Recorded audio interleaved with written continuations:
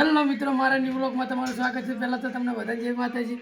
ને આપણે સુરેશભાઈ શું બનાવી રહ્યા છે આપણને ખબર નથી, તમને બતાવું ચાલો.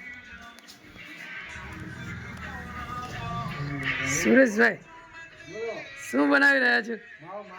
માવો એમ ને? ક્યાંનો માવો? દૂધનો. બરોબર.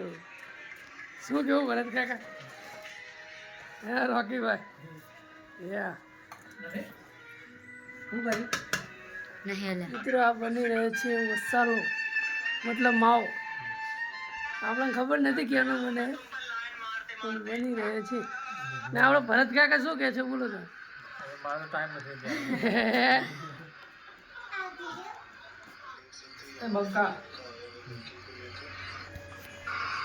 બંકો કા અરે બંકો કહેવાય.